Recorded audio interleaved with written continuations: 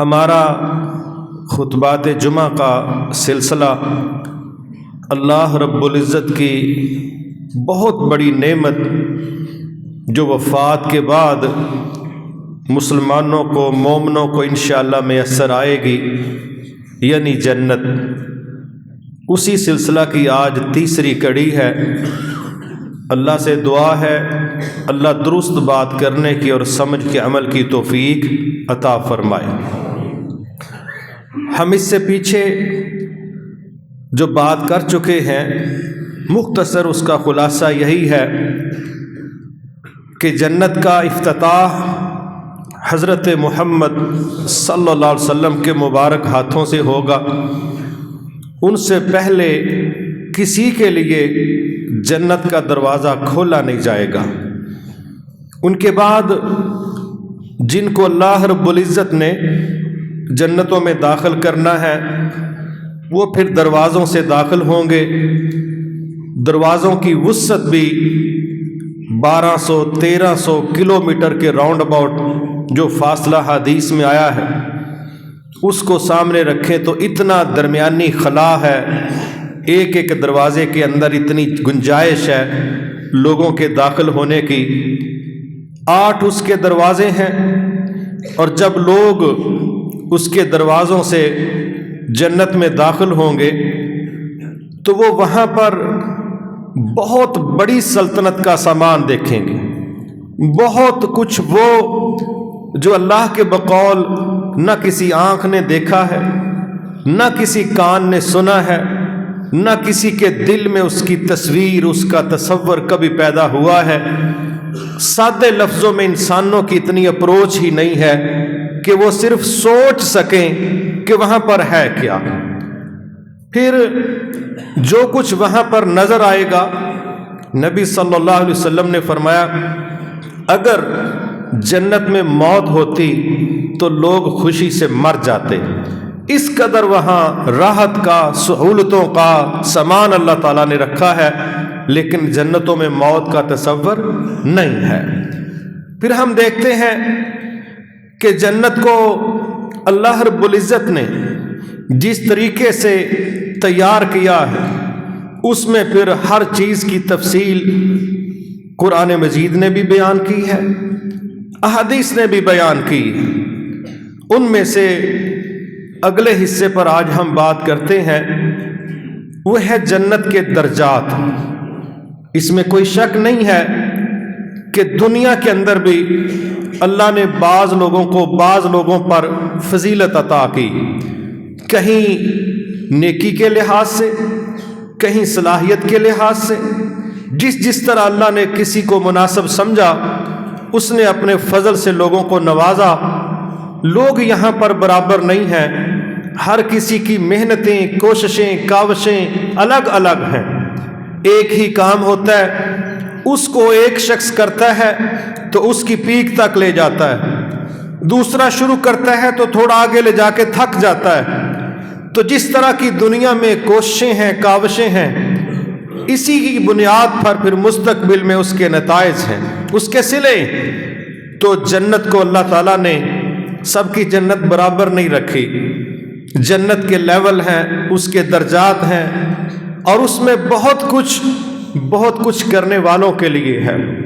لہذا نبی صلی اللہ علیہ وسلم نے جنت کے جو درجات بیان کیے ہیں وہ 100 درجے، آپ سمجھ لیں کہ 100 درجات پر یہ جنتیں مشتمل ہیں، اور ہر درجے کا جو درمیانی فاصلہ ہے وہ کس قدر زیادہ ہو سکتا ہے۔ ایک حدیث میں اس کا تذکرہ ہے کہ زمین سے لے کے آسمان تک جتنا فاصلہ ہے یہ 2 جنتوں کا درمیانی فاصلہ ہے، اور یہ فاصلہ کتنا ہو سکتا ہے اس کی میں مثال دوں گا، بات سمجھنا انشاءاللہ آسان ہو جائے گی۔ نبی صلی اللہ علیہ وسلم نے جب زمین کو آسمان کے مقابلے میں وجود کے طور پر پیش کیا کہ نسبتاً اس کا سائز پہلے آسمان کے مقابلے میں کتنا ہے، تو آپ نے فرمایا اس کی مثال ایسے ہے جیسے ایک بہت بڑے میدان میں، چٹیل ہے، صاف میدان ہے، بہت بڑا میدان ہے، اور اس کے سینٹر میں ایک رنگ، ایک انگوٹھی، ایک چھلا پڑا ہے۔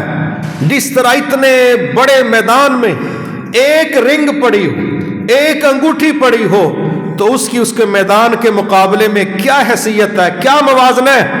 فرمایا یہ ساری زمین پہلے آسمان کے مقابلے میں ایسے ہی ہے جیسے ایک بہت بڑے میدان کے اندر ایک انگوٹھی پڑی۔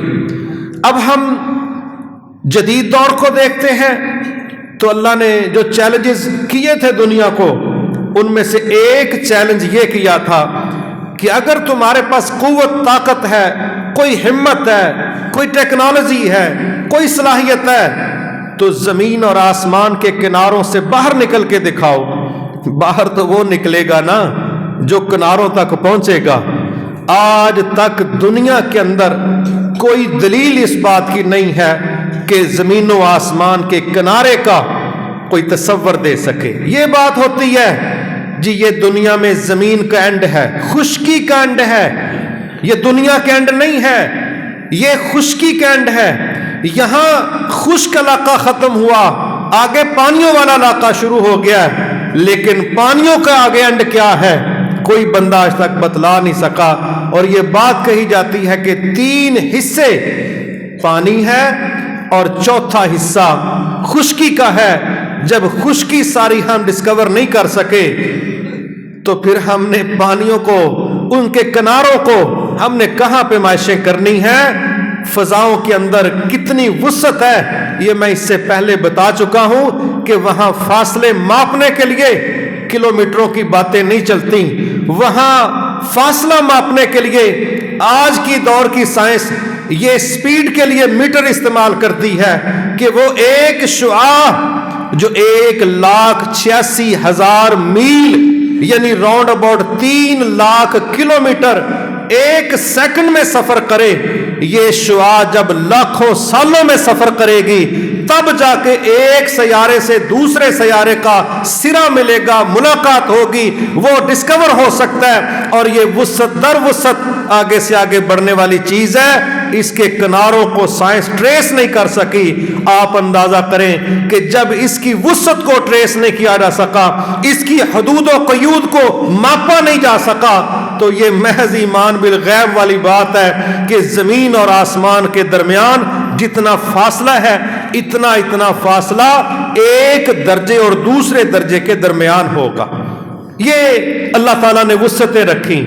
پھر ہمیں ایک چیز سمجھائی گئی کہ جنتوں میں ایک مقام ہے وہ سب سے اعلیٰ ہے، احادیث میں اس کا نام وسیلہ آیا ہے، وسیلہ۔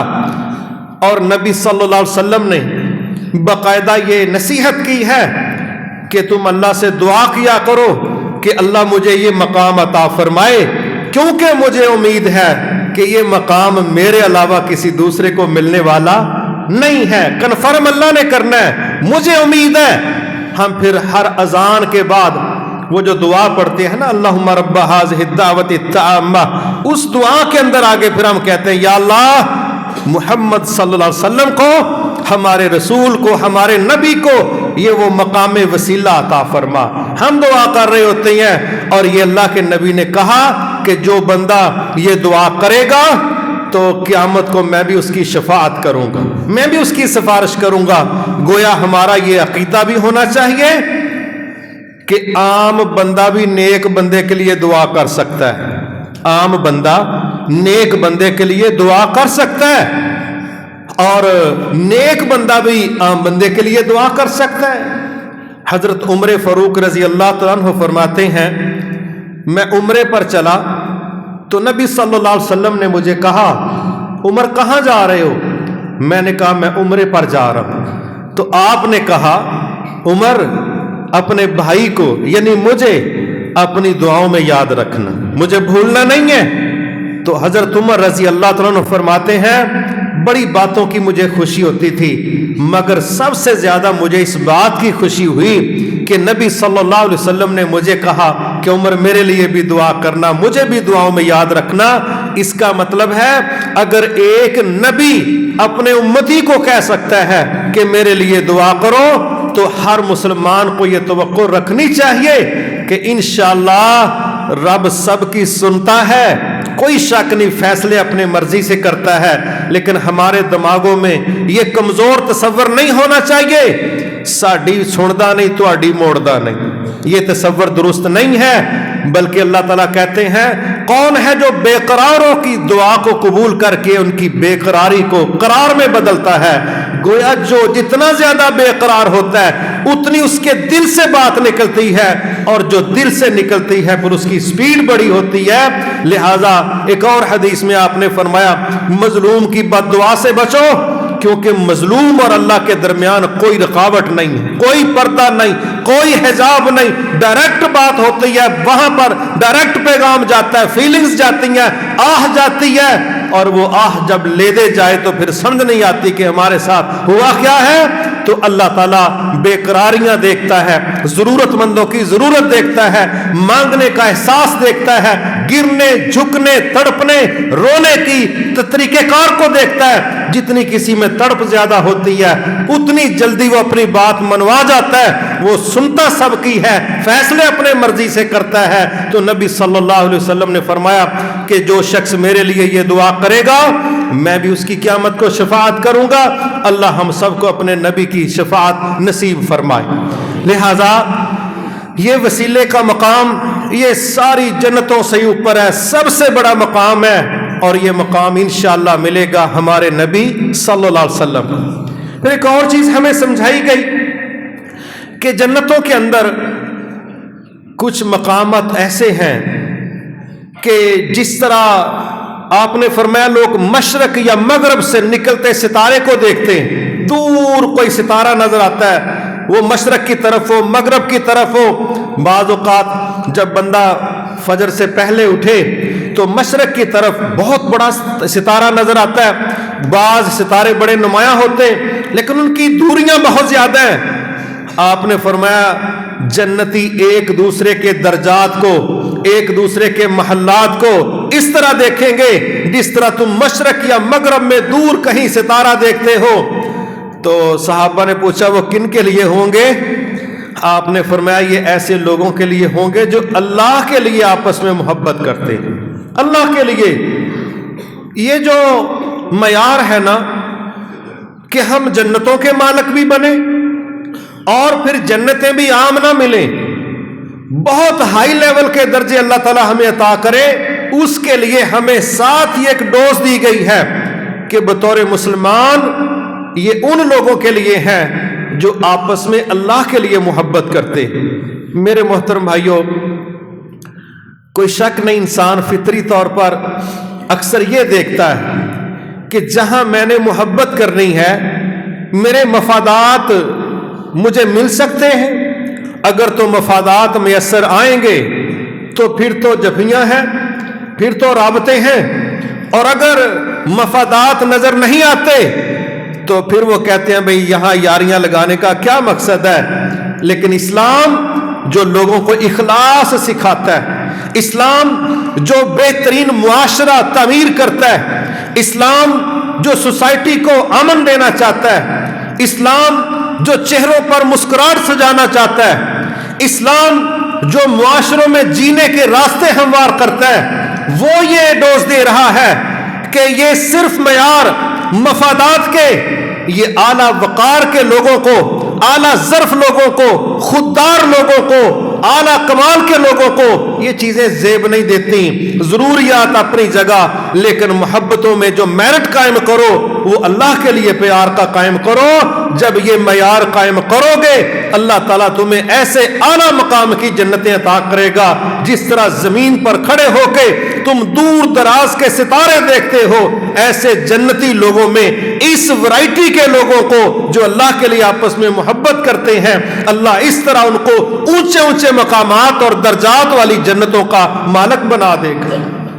نبی صلی اللہ علیہ وسلم نے فرمایا پچھلی امتوں میں ایک شخص کسی کو ملنے جا رہا تھا تو راستے میں ایک فرشتہ انسانی حالت میں اللہ تعالیٰ نے بھیجا. اس فرشتے نے اس بندے کو پوچھا کہاں جا رہے ہو؟ وہ کہنے لگا کہ میں فلاں شخص سے ملنے جا رہا۔ فرشتے نے اس کو پوچھا کیا اس نے تجھ پر تو کوئی احسان کیا ہے جس کا بدلہ دینے جا رہے ہو؟ کہتا ہے ایسی کوئی بات نہیں۔ فرشتہ کہتا ہے پھر کیوں جا رہے ہو؟ کہنے لگا بس مجھے اس بندے سے اللہ کے لیے محبت ہے، کوئی ذاتی کام نہیں ہے، کوئی دوسرا مسئلہ نہیں ہے۔ فرشتہ کہنے لگا سنو پھر مجھے بھی اللہ تعالیٰ نے بھیجا ہے اور یہ خوشخبری دے کے بھیجا ہے، کیونکہ تو اس بندے سے اللہ کے لیے ملنے جا رہا ہے، اس وجہ سے اللہ بھی تجھ سے محبت کرتا ہے۔ میرے بھائی دل صاف ہو، مقاصد اعلیٰ ہو، رب کی رضا مقصود ہو، جنتوں پر نظر ہو، پھر ہم مفادات سے اوپر آ کے انشاءاللہ پھر ہم ہر کلمہ پڑھنے والے سے پیار کریں گے، اور دل صاف ہوں گے تو محبتیں ہوں گی۔ اور جب یہ چیز ہم اپنے اندر پیدا کریں گے، کسی کا تو پتہ نہیں، ایسے لوگوں کو اپنی زندگی کا خود بھی بڑا مزہ آتا ہے، یہ خود بھی بڑا انجوائے کرتے ہیں، کیونکہ انتقام والے دل، منصوبہ بندیاں، بدلہ لینے والے دلوں کی یہ بندوں کو بے قرار رکھتی ہیں، پرسکون نہیں رہنے دیتی۔ معاف کر دینے والے، معافیاں مانگ لینے والے، صاف دلوں کے مالک جتنے فریش یہ رہتے ہیں، اتنا فریش بدلہ لینے کا پلان کرنے والا بندہ نہیں رہ سکتا۔ لہٰذا اللہ کے لیے محبتیں، اللہ کے لیے پیار، یہ ہمارے وہ رویے ہیں جو دنیا میں امن دیتے ہیں، زندگی کا مزہ دیتے ہیں اور وقار دیتے ہیں، اور اس کے ساتھ ساتھ رب کی ان جنتوں کا مالک بھی بنا دیتے ہیں کہ جو اتنی اونچائیوں پر نظر آئیں گے جس طرح ہم ستارے دیکھتے۔ لہٰذا یہ چیز بھی نبی صلی اللہ علیہ وسلم نے ہمیں سمجھائی۔ پھر ایک اور اسلام نے ہمیں بڑا خوبصورت ذہن دیا ہے۔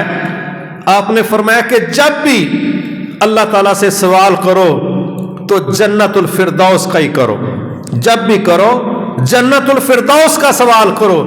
یہ جنت الفردوس تمام جنتوں میں جو سب سے اوپر والی جنت ہے، رب کے عرش کے نیچے والی جنت ہے، بالکل رب کے قربت والی جنت ہے، یہ وہ جنت ہے۔ جس طرح بندہ کہتا نہیں میں فلاں کا پڑوسی ہوں، میں فلاں کا، میرا گھر فلاں کے قریب ہے، تو جو اللہ کے عرش کے بالکل قریب گھر ہے، جو جنتوں میں سب سے اعلیٰ مقام کی جنت ہے، اس کا نام جنت الفردوس ہے۔ ہمیں کیا سمجھایا گیا کہ تم نے جب بھی مانگنا ہے نا، مانگنی جنت الفردوس۔ میرے محترم بھائیوں، یہاں سے ایک چیز اور ہمیں سمجھ آتی ہے کہ ہمیں اپنے رب سے ہمیشہ کمال کی چیز مانگنی چاہیے۔ یہ اس میں ایک بڑا گہرا نقطہ ہے کہ جو بھی ہم مانگیں، دنیا کا مانگیں، دین کا مانگیں، جو بھی ہم نے اپرچونٹی مانگنی ہے، کوئی اچیومنٹ مانگنی ہے، ہم اپنے رب سے آخری لیول کی سٹینڈر وہاں ختم ہو جائیں، وہ چیز ہم اپنے رب سے مانگیں، کیونکہ رب ہر چیز پر قادر ہے، ہر چیز پر اس کی ملکیت ہے۔ وہ چاہے تو سب کو جنت الفردوس دے دے، اس کے لیے کوئی رکاوٹ ہے، کوئی مشکل ہے، لیکن بڑے کام ترلے منتوں سے بھی ٹھیک ہو جاتے ہیں۔ جہاں بندے بے بس ہوتے ہیں نا، وہاں رب کی منت، اس کا ترلا، اس کے سامنے گرنا، رونا، یہ اس کے بڑے مسئلوں میں اس کو جیک لگوا دیتا ہے۔ لہٰذا یہ اللہ کے نبی صلی اللہ علیہ وسلم نے کہا کہ جب بھی اللہ سے جنت کا سوال کرو تو جنت الفردوس مانگو، کیونکہ تمام جنتوں میں سب سے اعلیٰ مقام کی، اعلیٰ لیول کی، اعلیٰ سٹینڈرڈ کی جو جنت ہے وہ جنت الفردوس ہے۔ اللہ ہم سب کو اس کا مالک بنائے۔ پھر ہم ایک اور چیز دیکھتے ہیں کہ جنت میں رہائشوں کا جو نظام ہے وہ بڑا خوبصورتی سے تعلق رکھتا ہے۔ بنیادی طور پر دو عمارتوں کا تذکرہ قرآن و حدیث میں دیا گیا۔ ایک ویسے محلات ہیں، ان کو نامینیٹ کیا گیا ہے، ایک موتیوں کو تراش کے خیمے بنائے گئے، خیمے بنائے گئے۔ جو محلات ہیں، نبی صلی اللہ علیہ وسلم نے جب ان کی تصویر کشی کی، آپ ایک جگہ بیٹھے ہوئے تھے، کہنے لگے جنتوں میں جو محلات ہیں ان کی ایک اینٹ سونے کی ہے، ایک اینٹ چاندی کی ہے۔ پھر اگلی حدیثوں میں ان کی کلر سکیم بتائی کہ ایک اینٹ سفید رنگ کی ہے، ایک اینٹ سرخ رنگ کی ہے، ایک اینٹ سبز رنگ کی ہے، اور اس میں جو سیمنٹ کے طور پہ مٹیریل استعمال ہوا ہے وہ مسک ہے، مسک۔ بعض روایتوں میں کستوری کا ذکر آیا، تو سیمنٹ کی جگہ مسک کا استعمال، سونے اور چاندی کی اینٹیں، اور سائز محلات کے سائز تو ہمیشہ بڑے ہوتے ہیں، محل کا سائز بیان نہیں کیا، کیا بیان کر دیا؟ خیمے کا سائز بیان کیا۔ رسول اللہ صلی اللہ علیہ وسلم نے فرمایا کہ جنت میں جو جنتیوں کے لیے خیمہ ہے اس کی لمبائی 60 میل ہے، 60 میل، گویا 90 کلومیٹر کے قریب اتنی لمبائی ہے ایک خیمے کی، اور وہ سارے کا سارا خیمہ ایک موتی کو تراش کے اللہ نے بنایا، ایک موتی کو۔ پھر آپ کہہ رہے ہیں کہ یہ اتنا کمال کا اس کا مٹیریل ہے کہ وہ وہاں پر بیٹھا باہر دیکھ سکے گا، باہر والا اندر دیکھ سکے گا۔ ایک یہ تصور دیا، ایک یہ تصور دیا کہ اس موتی کے خیمے میں کناروں پر، کونوں میں اس کی بیویاں بیٹھی ہوں گی، اور وہ ایک دوسرے کو دیکھ نہیں سکیں گے، اور جنتی وہ سارے خیمے کے اندر آ جا رہا ہے۔ وہ بعض محدثین نے کہا دوری کی وجہ سے، بعض نے کہا کہ اس کا مٹیریل اس طرح کا ہوگا کہ اندر بیٹھا تو باہر دیکھ سکتا ہے، باہر والا اندر نہیں دیکھ سکے گا، پردہ بھی رہے گا، پرائیویسی بھی رہے گی۔ یہ خیمے کی لمبائی جب تقریباً یہاں سے لے کے لاہور تک ہوگی تو آپ اندازہ کریں پھر محلات ساری دنیا جانتی ہے، خیمے ہمیشہ چھوٹے ہوتے ہیں، محل ہمیشہ بڑے ہوتے ہیں۔ جس جگہ کے خیموں کا یہ سائز ہے پھر وہاں کے محلات کے سائز کیا ہوں گے۔ پھر وہاں پر ایک یہ چیز بڑی خوبصورتی کے ساتھ سمجھائی گئی کہ اللہ رب العزت نے وہاں پر جو ماحول دیا درختوں کے حوالے سے، اس پر باقاعدہ گفتگو کی، قرآن نے بھی کی، احادیث نے بھی کی۔ کہا گیا جنت میں کوئی درخت ایسا نہیں جس کا تنا سونے کا نہ ہو، کوئی درخت جنت میں لکڑی کا نہیں ہے، ہر درخت اس کا تنا سونے کا ہے، اور پھر جو ان کی شاخیں ہیں ان کے لیے بھی زمرد، یاقوت، مرجان، یہ جہاں سے شاخیں نکل رہی ہیں یہ ان کے سرے ہیں، یہ ان کی جڑیں ہیں، یہ شو کیا جا رہا ہے۔ اور وہاں ایک درخت ہے اس کا نام ہے طوبہ، طوبہ، اور وہ درخت وہ ہے کہ جنتیوں کا جو لباس بنے گا وہ لباس کا مٹیریل اس طوبہ نامی درخت سے لیا جائے گا۔ اور یہ کتنا کمال کا ہے، 100 سال اگر کوئی گھوڑے پر بیٹھ کے اس درخت کے نیچے دوڑ لگا دے، گھوڑا دوڑائے، 100 سال وقت ختم ہو جائے گا، اس درخت کا سایہ ختم نہیں ہوگا۔ یہ اللہ تعالیٰ نے وہاں پر درختوں کا منظر بیان کیا، اور پھر بڑی ایک خوبصورت بات سمجھائی۔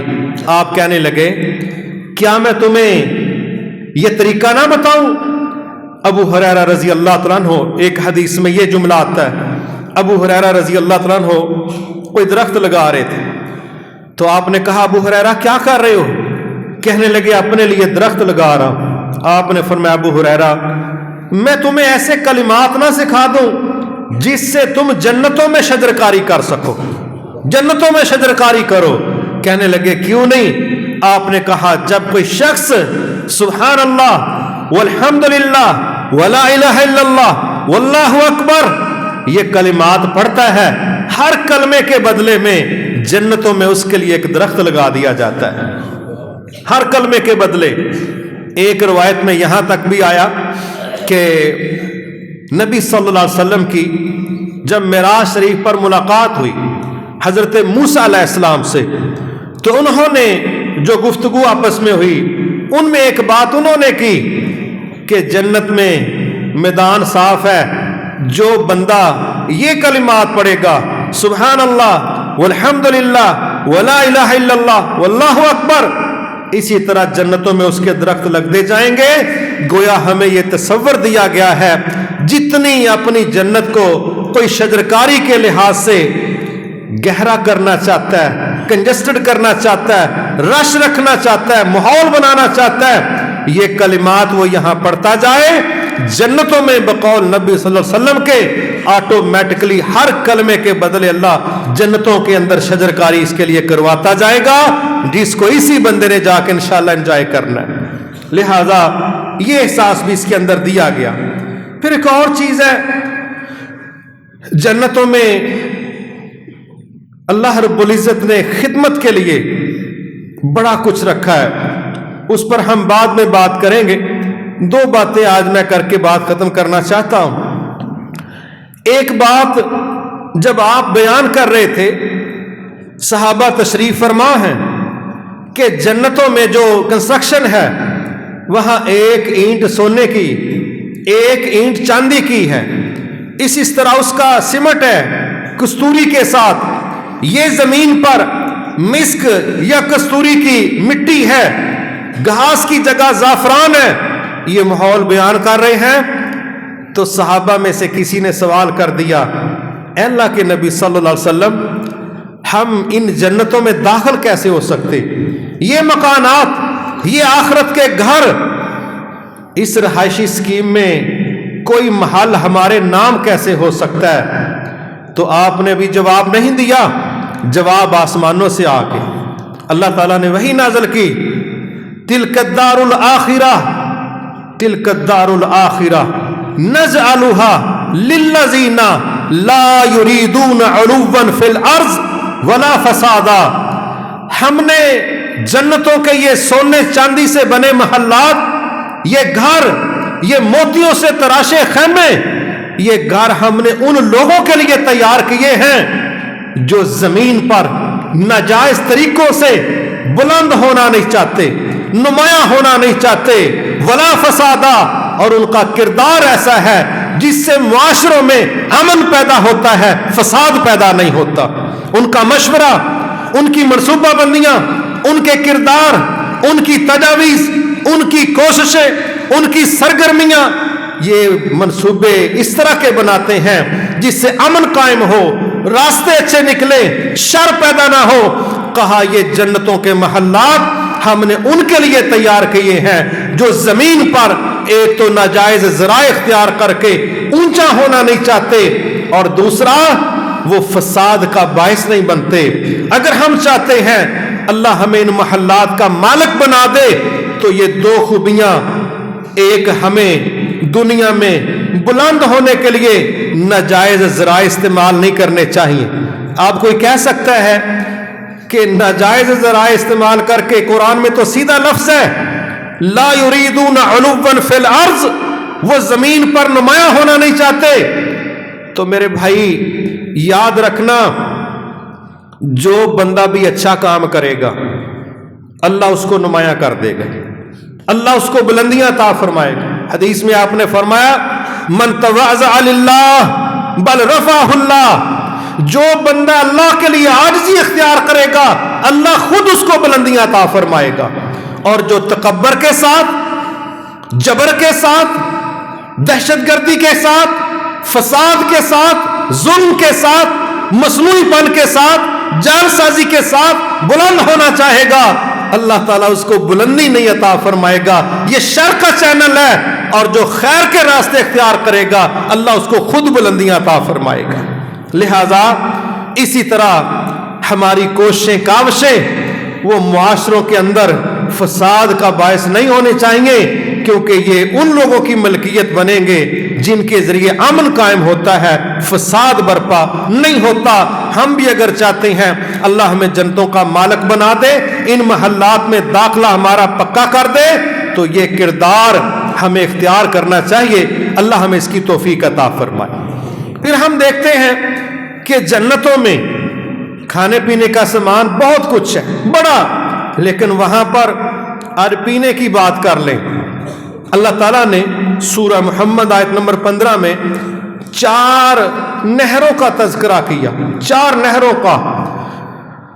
कहा जन्नतों के अंदर ایک نہر وہ ہے جو صاف ستھرے میٹھے پانی کی ہے، جس میں کبھی اسمیل، باسی پن، بدبو اس کا تصور نہیں۔ کہا ایک نہر دودھ کی ہے، اس کا ذائقہ بھی کبھی تبدیل ہونے والا نہیں۔ کہا ایک نہر شراب کی ہے، جس کو پینے والوں کا دماغ خراب نہیں ہوگا، ان کی عقلیں ڈسٹرب نہیں ہوں گی۔ اور ایک نہر شہد کی ہے جو کمال کا صاف اور میٹھا ہے۔ گویا یہ چار مشروبات یہ نہروں سے تعلق رکھتے ہیں۔ پھر چشمے اس سے الگ ہیں، یہ کافور کا چشمہ ہے، یہ تسنیم کا ہے، یہ زنجبیل کا ہے، یہ چشمے پھر اس کے الگ ہیں۔ اب یہ جو چار نہریں ہیں، ہم دنیا میں ان چیزوں کو تھوڑا دیکھیں۔ ہم نے یہاں پر دیکھا، اللہ تعالیٰ رحم فرمائے، بعض بیچارے شہد بیچنے والوں کے پاس ہم یہ مشاہدہ کرتے، کوئی بندہ آتا ہے، شہد پر گفتگو شروع ہو گئی ہے، اے خالص ہے جی باری بالکل خاص ہے، میں حدیث لکھ کے لائی جڑا ملاوٹ کرے وہ ساڈے چوں نہیں، یہ نہیں ہن پتہ یہ انہاں چوں ہے کہ نہیں، وہ انہیں حدیث لا چھڑی۔ اچھا جی یہ پتہ کنج لگے گا بھی یہ خالص ہے؟ ہن ماشاءاللہ دوئیں ماہرین کھلو گئے نے، ایک نے ثابت کرنا کہ خالص ہے، دوجے نے ثابت کرنا خالص نہیں، تے لیبارٹری ٹیسٹ شروع ہو گئے نے، کدی انہوں مٹی دے سٹتے پے نے، کدی انہوں کاغذ تے لان ڈے نے، کدی انہوں چکھن ڈے نے۔ ایک ادھے گھنٹے دی بحث تو بعد فیصلہ ہی ہویا، اللہ دا ٹھیک ہے ایک پال ہی ڈبی پیک کر دو۔ سبحان اللہ، تو بندے لے آنے ہن گھروں جنوں پال ہی ڈبی چکان واسطے بندہ نال لیندا، جنی بحث کیتی ہے لگدا تے کہ تیرے تو وڈا تے پرچیزر ہی کوئی نہیں۔ کیوں جی؟ قوت خرید نہیں ہے جی، ایک مثال اتنا ہی بڑا جی، بس مینوں کھانسی لگی سی میں تے وہ لے لیا آوے۔ او بھائی یہاں پر ہم کلو شہد لینے کے لیے باتیں سوچتے ہیں، جس جگہ شہد کی نہر چلے گی اس کے لیے تھوڑی سی ہمت کر لیں، اللہ تعالیٰ اس وسیع پیمانے پر یہ دے دے گا کہ ہم اس کو ماپ ہی نہیں سکتے۔ ایسے ہی ہم یہاں دودھ لینا ہوتا ہے، اللہ تعالیٰ سب دودھ بیچنے والوں کو خیر پر رکھے اور خیر پر چلائے۔ تو وہ تو ہمیں بعد میں پتہ چل رہا ہے، آج کل ماشاءاللہ کبھی کبھی لاہور میں پتہ چلتا ہے، وہ جو نہریں ہیں نا وہاں کی، بالخصوص جو قصور پتوں کی طرف سے آنے والی بڑے بڑے ٹینکر ہوتے ہیں، اور اچانک پتہ چلتا ہے چھاپا مارنے والوں نے چھاپا مارا اور ٹینکر سٹیل کے پائپ ان کے نہر کے اندر کھول دی۔ یہ کیا ہو گیا ہے؟ انہوں نے بھائی دودھ والی گل کوئی نہیں سی، یہ کچھ اور شے بنا کے دودھ دے نا تے لاہوریاں نوں لگے سن پیاشن، تے اساں چیک کیتا ہے دودھ والی گل کوئی نہیں، تے آ کے روڑو نے دے وچ نالے جرمانے کرن۔ ماشاءاللہ وہ دودھ دے نا تو بڑا کچھ پین، کلو دودھ لینا ہوتا ہے 15 دفعہ انگلیاں ڈال کے اپنا ہی میٹر چیک کرتے ہیں کنا کا پانی ہونا ہے، بندہ تو ٹھیک نہیں لگتا۔ ماشاءاللہ لینا پچھوں وہاں کلو ہی ہے، ان بحثاں ساڑیاں واہوان، وہاں دودھ کی نہر میں اثر ہے۔ یہاں جس بندے نے شراب پی، دماغ کام نہیں کر رہا، سمجھ نہیں آ رہی کیا ہو رہا ہے، اور وہاں جو شراب ملے گی اس سے عقل ڈسٹرب نہیں ہوگی۔ یہاں ماضی کے اندر تصور نہیں تھا کہ جی ہمیں فلٹرڈ پانی ملے، ہمیں منرل واٹر ملے، تصور نہیں تھا۔ آج محلوں کے اندر RO پلانٹس لگے ہوئے ہیں اور لوگ بیچارے لائنوں میں لگ کے وہ پانی لے کے جاتے ہیں، یہ جی صاف پانی ہے جی، یہ بور گہرا ہے جی، فلاں فلاں ہے جی۔ جنتوں کے اندر صاف میٹھے پانیوں کے چینلز ایسے ہیں جن میں کبھی خرابی پیدا ہونے والی نہیں ہے۔ میرے بھائی جس طرح یہاں ہم لائنوں میں لگ جاتے ان نہروں کا مالک بننے کے لیے، اگر ہم رب کے گھر میں نمازوں کی لائنوں میں کھڑے ہو گئے نا، امید ہے ہمارا رب محروم نہیں کرے گا، انشاءاللہ دے دے گا انشاءاللہ۔ وہیں پر ایک نہر ہے، اسے نہر حیات کہا گیا ہے، اور یہ کیسی نہر ہے؟ صحیح مسلم میں اس پر ایک بڑی خوبصورت بحث آئی ہے، اس کی تفصیل اس سے ہٹ کے بھی ہے، میں اس کا بس ٹچ دینا چاہوں گا کہ وہ لوگ جو جہنم میں لیکن مسلمان ہیں جہنم میں گناہوں کی سزا فیس کر رہے۔ اب حالات یہ ہیں کہ یہ لوگ جل کے کوئلہ ہو گئے، لیکن ان کے دل میں کتنا ایمان ہے، رائی کے دانے کے برابر، گندم کے دانے کے برابر، معمولی سا ایمان۔ آرڈر آ رہا ہے کس کا؟ جنتیں الاٹ کرنے والے مالک کا، کہ اب ان کو نکال لو۔ کہاں لے جانا ہے جی؟ کا ایک نہر حیات ہے، اس بندے کو اس نہر کے اندر غوطہ دو، اس میں ڈبو، اس میں نہلاؤ۔ نبی صلی اللہ علیہ وسلم نے فرمایا جس طرح تم دیکھتے ہو بیج اگتا ہے، اس میں پیلے رنگ کا پتا نکلتا ہے، ایسے ہی جو لوگ جہنم سے نکال کے اس نہر کے اندر نہلائے جائیں گے، جس طرح بیج اگتا ہے یہ لوگ اس طرح ریفریش ہو جائیں گے، اس طرح تازہ ہو جائیں گے، اسی طرح اگیں گے جس طرح بیج اگتا ہے، اور پھر ان لوگوں کو اللہ کی جنتوں کے اندر داخل کر دیا جائے۔ یہ بھی جنتوں کی نہروں میں سے ایک نہر ہے۔ ایک اور حدیث اس سے جڑتی نظر آ رہی ہے کہ نبی صلی اللہ علیہ وسلم نے فرمایا کہ جب کچھ جنتی جو جہنم سے نکلیں اور ان کو جنت میں بھی اسی نام سے پکارا جائے گا، یہ ادھروں آئے نے، وہ لوگ کہیں گے اے ہمارے رب، جہنم میں کچھ لوگ ایسے ہیں جن کو ہم جانتے ہیں، اور وہ کب کہیں گے؟ جب ان کو کنفرم ہو جائے گا کہ ہم اب بخشے گئے، ہمارا مسئلہ کلیئر ہو گیا، اللہ تعالیٰ ان کو پھر یہ موقع دے گا، یہ گنجائش دے گا اپنی رحمت کے ساتھ۔ وہ پھر کہیں گے ہم کچھ ایسے لوگوں کو جانتے ہیں جو جہنم کے اندر ہیں، تو اگر آپ ان کو معاف کر دیں، ان کو نکال لیں تو یہ ہماری درخواست ہے۔ اللہ تعالیٰ کی طرف سے آرڈر آئے گا، جاؤ، جس کے سینے میں اتنا ایمان ہے جتنا ایک درہم ہوتا ہے، ہمارے ہاں سکہ ہے نا، ٹھیپا جسے ہم کہتے ہیں، اسی طرح وہاں درہم و دینار جو سکہ ہے نا، اتنا پیس ہے، کہا اتنا ایمان جس بندے کے سینے میں ہے، جاؤ ان کو لے آؤ۔ وہ جائیں گے، ایسے لوگوں کو ڈھونڈ کے لے آئیں گے، اللہ تعالیٰ ان کو بخش دے گا۔ پھر ایک اور طبقہ ہے، وہ واپس آ کے وہی کیا کہہ رہے ہیں، کہتے ہیں بندے ہم لے کے آئے ہیں، لیکن اس میرٹ سے نیچے بھی کچھ لوگ وہاں پر موجود ہیں، اگر آپ مہربانی کریں تو وہ لوگ بھی آ جائیں۔ تو اللہ کہیں گے جاؤ، جن کے دل میں، سینے میں نصف درہم کے برابر ایمان ہے، ان کو بھی لے آؤ۔ پھر وہ جائیں گے دوبارہ، پھر ان کو لے کے آئیں گے، وہ کہیں گے کہ ابھی بندے اور بھی ہیں، اگر آپ رحم کریں، مہربانی کریں تو بندے اور بھی ہیں، وہ بھی نکال لیے جائیں۔ پھر یہ بات کی جائے گی، جاؤ، جس کے سینے میں رائی برابر بھی ایمان ہے، اس کو بھی لے آؤ۔ میرے محترم بھائیوں، یہ بات کر کے نا میں بس اتنی بات کرنا چاہتا ہوں، جب ہمارا رب ایک رائی برابر ایمان کی قدر کرتا ہے، کیا رب کے بندوں کو اتنے ایمان کی قدر نہیں کرنی چاہیے؟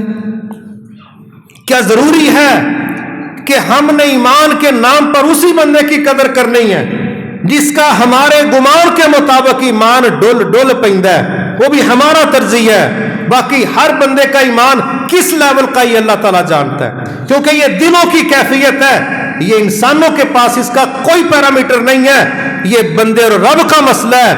میں نے درجنوں دفعہ یہ موقع دیکھا جب ہم نے ایسے لوگوں سے بیٹھ کے بات کی جو فرسٹ لک میں لگتے تھے یہ عام لوگ ہیں، اللہ کے گھر میں کھڑا ہو کے کہہ رہا ہوں اللہ کی قسم، جب ان سے ہم نے شیئرنگ کی ہمیں پتا چلا کہ ہم ایمان کے لحاظ سے ان لوگوں کے گھٹنوں تک، ٹخنوں تک نہیں آتے، یہ لوگ ہم سے ایمان میں بہت آگے، لیکن دیکھنے والے لوگ وہ ہم لوگوں کی طرح تھی۔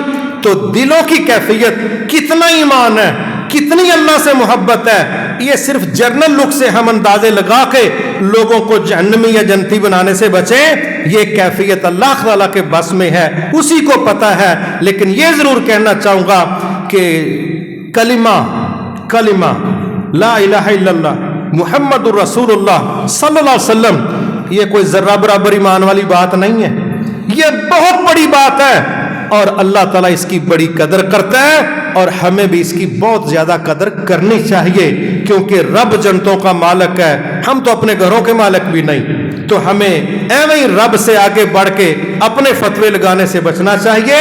یہ ایمان کس کا کتنا ہے، कौन जनती जहन्नमी है, हमें नॉमिनेशन करने की इजाजत नहीं है। ये अल्लाह और उसके बंदों का मसला है। जनरल असूल जो अल्लाह ने बयान किए हैं उन पर बात हो सकती है।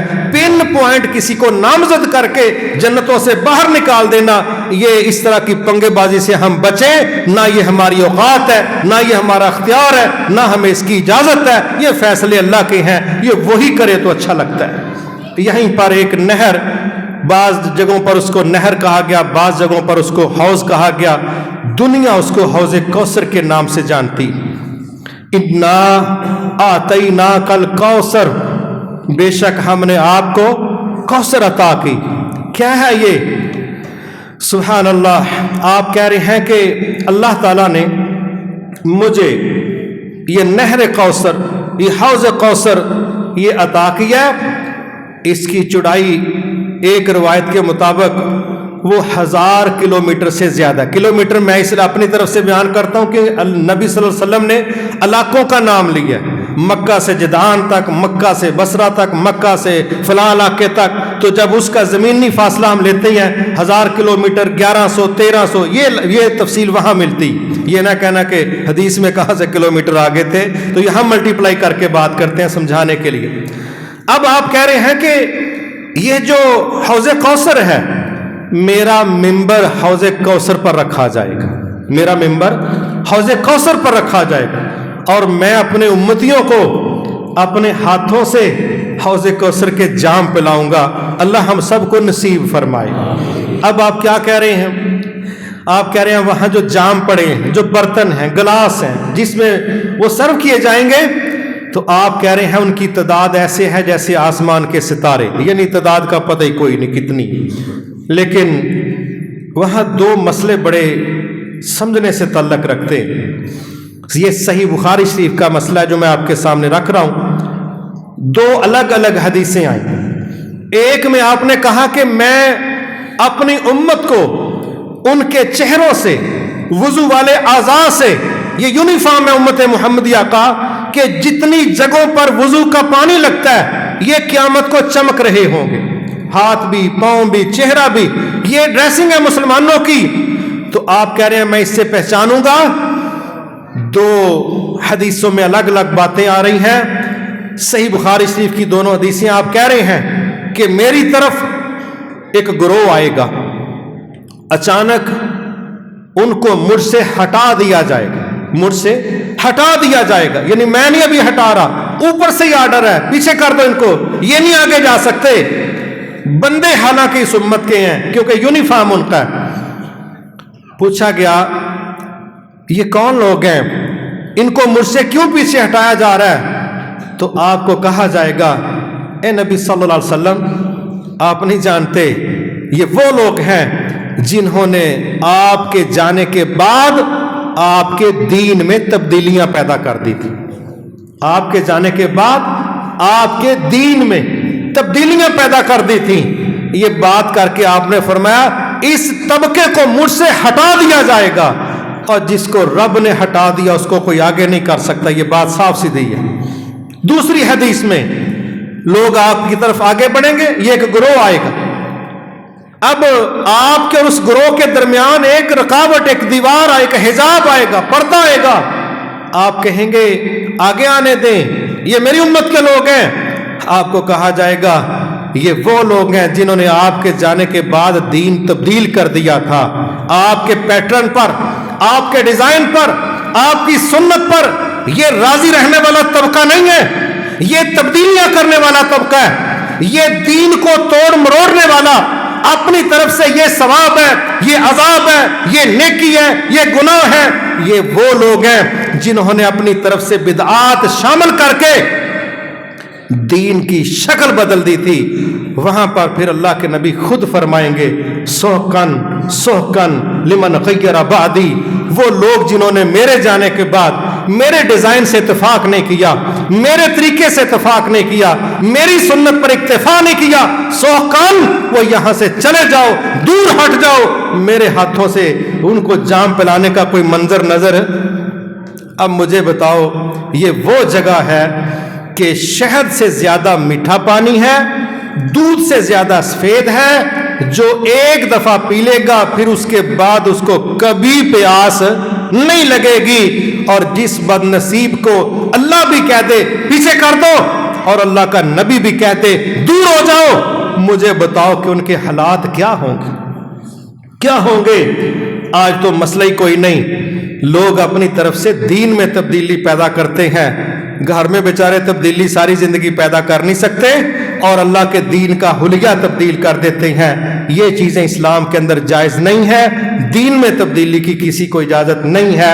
اگر ہم چاہتے ہیں قیامت کو نہ اللہ ہمیں حوض کوثر سے پیچھے دھکیلے، نہ اللہ کے نبی ہمیں کہیں کہ دور چلے جاؤ، پیچھے ہٹ جاؤ، تو اس برے منظر سے بچنے کے لیے ایک ہی طریقہ ہے کہ ہم اللہ کے نبی کی سنت پر ڈٹ جائیں، جم جائیں۔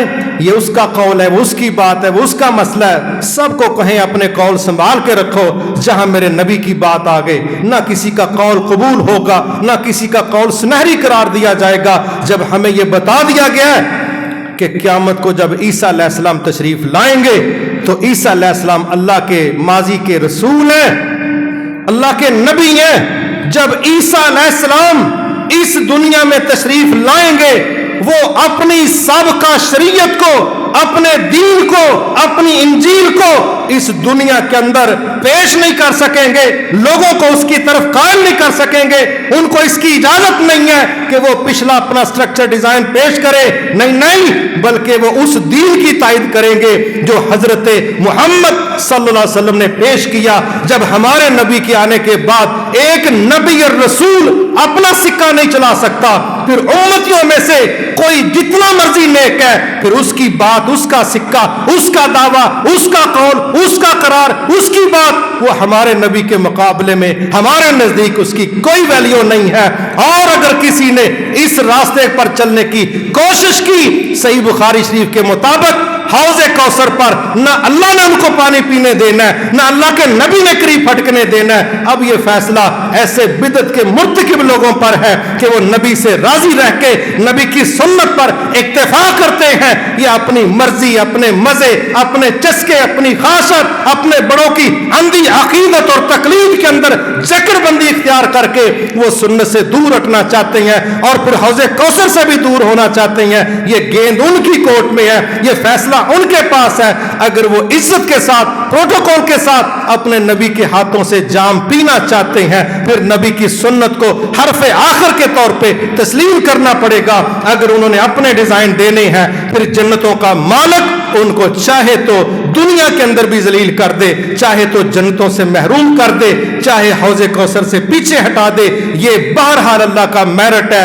جو نبی کے طریقے پر مطمئن نہیں ہے، اللہ اور اس کا نبی اس پر مطمئن نہیں ہے، اور جس پر اللہ اور اس کا رسول مطمئن نہیں ہے، اس کا مستقبل بالکل کسی طرح بھی مستقل طور پر محفوظ نہیں ہے۔ وما توفیقی الا باللہ العلی العظیم۔